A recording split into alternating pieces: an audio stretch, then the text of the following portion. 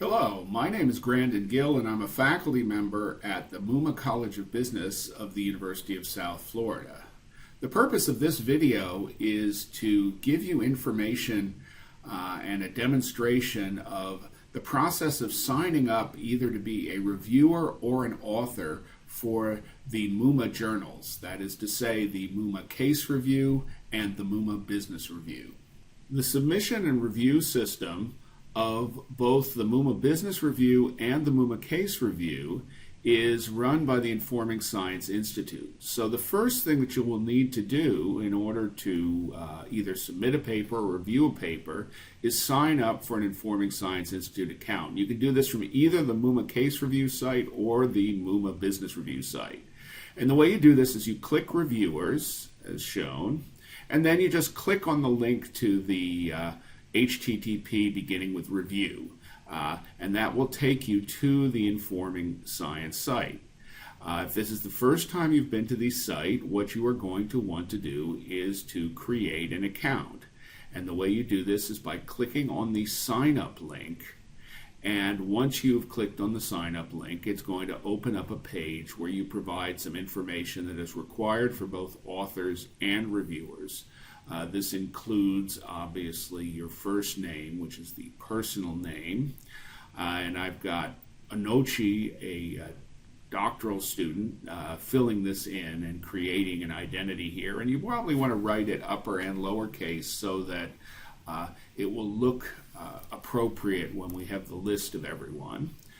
Your family name is normally your last name. Once you've got that, then you can put in your university affiliation and your department. Anything that's asterisked in red is required. If it's not asterisked in red, then it's not required. But it turns out that if you want to be a reviewer, there were a few things that are required that are not required for when you create an account. And this includes uploading a resume and uploading a headshot photograph. So you may want to think about having a headshot photograph ready and possibly a resume ready when you sign up for an account. So once you've added your information on your affiliation, normally a university, but it doesn't have to be, and your city and state, you should include your email address. I'm not sure why it's showing my email address here. This may be a result of a cookie or LastPass, but you want to put in your own email address there, and you want to create your own password. And do try to remember that password because resetting it's a bit of a pain and it delays things. So after you've gotten your password set up, then there's something, the equivalent of a CAPTCHA code, which comes up to prevent bots from filling it in. And so you can see that here, and so you put in that code. And then once you've put in that code, the last thing that's very important is to select the type of account.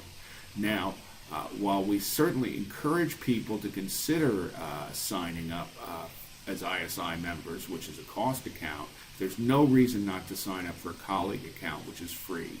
That's all that we require to either submit or review. But if you want to support the Informing Science Institute, that's fine. So once you click sign up, you should get a success indicator, and at this point what you probably want to do is test your login. So you can do that by clicking on the login button up here, and then what you can do is log into the system.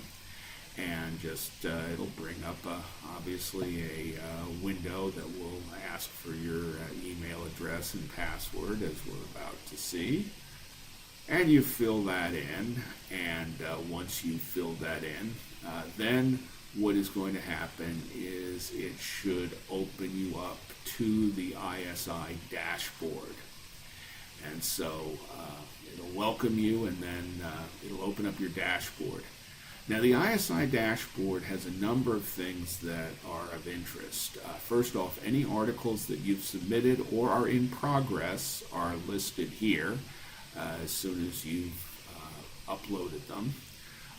or even started them, because this system is designed so that you could potentially work on articles in the system as opposed to starting from scratch. It has a list of all the reviews that you have been assigned, so that when you go to your reviews, it will list all the papers that you've been assigned. And normally, we would not assign a reviewer more than one active review at a time, but it could be potentially more. Notifications is messages from the systems, so that will give you, when we send emails, you'll see notifications. The peer directory is a listing of other ISI members and colleagues. And then finally, conferences refers to the Informing Science conferences.